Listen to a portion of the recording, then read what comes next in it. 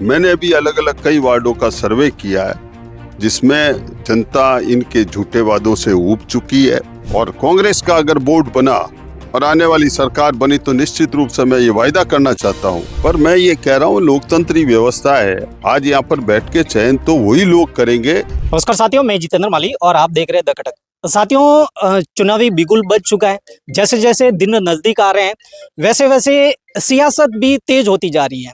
उम्मीदवार जो हैं अपने वार्डों में जाकर मतदाताओं को रुझाने में लगे हुए हैं। वहीं अगर बात करें तो सिवाना की नगरपालिका सीट को लेकर हमारे साथ सुनील परियार हैं, जो कांग्रेस के कद्दावर नेता माने जाते हैं और उनकी इस चुनावों में अहम भूमिका रह सकती है। आज हमारे साथ सुनील परियार हैं, उनसे जानकारी लेंगे कि सर किस तरीके से आपकी रणनीति चल रही है और जैसे जैसे दिन नजदीक आ रहे हैं उम्मीदवारों की लिस्ट भी आप तक पहुंच रही होगी, किस तरीके से आप इस चुनावों को देख रहे हैं? देखिए, चुनाव स्पष्ट जनादेश देने जा रहा है कांग्रेस के पक्ष में। आज जो माहौल बन रहा है, विगत कई दिनों से जिस प्रकार से हमारे अलग अलग वार्डों से कार्यकर्ता टिकट का आवेदन कर रहे हैं, जिस उमंग और उत्साह के साथ में आ रहे हैं, और लगातार मैंने भी अलग अलग कई वार्डों का सर्वे किया है, जिसमें जनता इनके झूठे वादों से ऊब चुकी है। पिछले 2.5 साल से नगर पालिकाओं में कोई बजट नहीं दिया।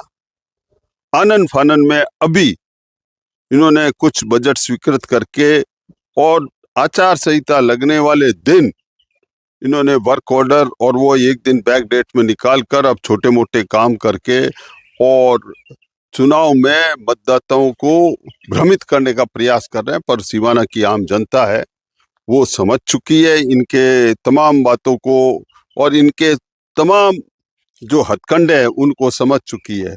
न तो इन्होंने पानी का वायदा किया था, पानी आज भी सिवाना में नहीं आया।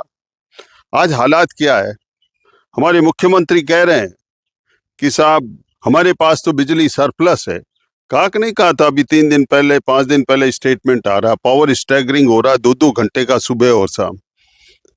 आज जो कानून व्यवस्था बिगड़ी हुई है, और सिवाने के स्थानीय बात करें तो इनका कोई एजेंडा ही नहीं है। आज की तारीख में ही इनका राज है। ये एजेंडा बना के देवे, सीवरेज की समस्या का कैसे निदान करेंगे, टूटी हुई सड़कें उनका कैसा निदान करेंगे, पानी की व्यवस्था को कैसे सुधार करेंगे, और सबसे ज्यादा जो यहाँ पर पीड़ित रह रहे हैं वो ये ग्राम पंचायत से कन्वर्टेड नगर पालिका है। अभी भी पूरा आधारभूत ढांचा है वो नगर निकाय के हिसाब से बन नहीं पाया। लेकिन नियम और कायदे जो लागू हो रहे हैं, लैंड कन्वर्जन के दूसरे सिस्टम के ले रहे हैं, वो विकसित नगर निकायों के अनुपात में उस व्यवस्था से हो रहे हैं। मैं ये कहना चाहता हूँ कि सरकार को जहां पर भी नगर पालिकाएं बनी है, उन नगर पालिकाओं में एक विशेष रियायत देते हुए कैंप एक रियायती दरों के साथ में भू रूपांतरण का देंगे। और कांग्रेस का अगर बोर्ड बना और आने वाली सरकार बनी तो निश्चित रूप से मैं ये वायदा करना चाहता हूँ कि हम जो वंचित रहे हुए हैं पंचायतों के समय, जिनके भू परिवर्तन नहीं हुए हैं, उनको कैंप लगाकर न्यूनतम से न्यूनतम दरों पर करवाने का प्रयास करेंगे। सर का जाहिर सी बात है कि उम्मीदवारों की लिस्ट आप तक पहुंच रही होगी और उस किस तरीके के उम्मीदवार को आप जो है मैदान में उतारना चाहोगे ताकि वो आम जन के बीच पहुंच सके और उनकी समस्याओं का जो है निदान कर सके? देखिए, अध्यक्ष का चयन तो हमारे निर्वाचित जितने भी पार्षद है वो करेंगे। हम पार्षदों में चयन हर प्रकार के हर वर्ग को ही लेना चाहते हैं। मुझे खुशी इस बात की है कि यहाँ के कद्दावर नेता और पहले निर्दलीय 2 चुनाव भी लड़ चुके श्रद्धेय स्वर्गीय तन सिंह जी के पुत्र पृथ्वी सिंह जी मैरिया भी, उन्होंने कांग्रेस परिवार से जुड़ने की सहमति प्रदान की है। और वैसे लोग अनेकों लोग, सैकड़ों लोग संपर्क कर रहे हैं।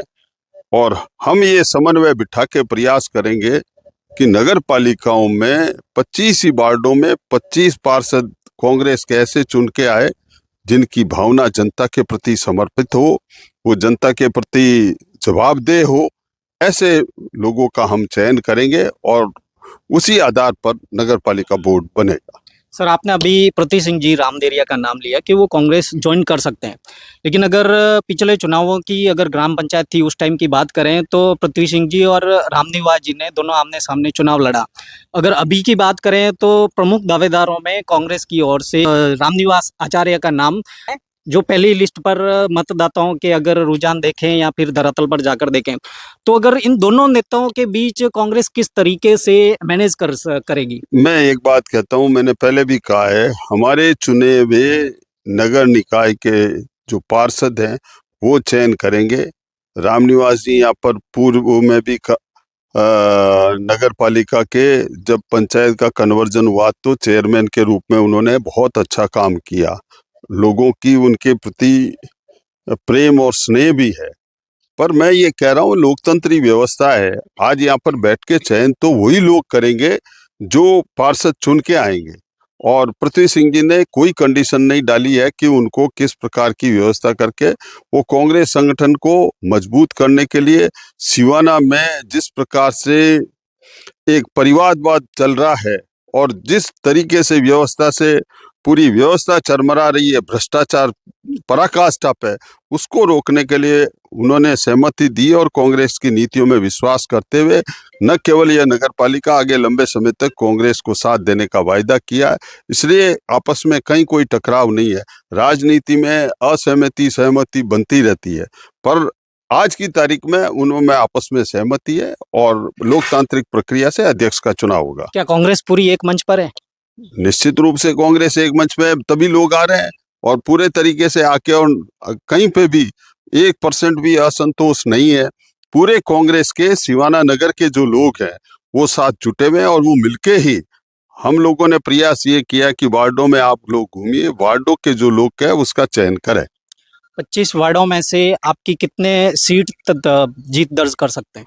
25 में से 25 अच्छा, हम पूरी सीटें जीतने जा रहे हैं और निश्चित रूप से हम जीतेंगे।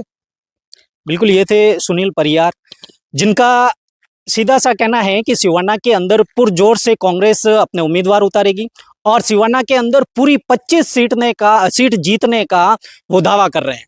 लेकिन ये तो आने वाला वक्त बताएगा और मतदाताओं का रुझान बताएगा।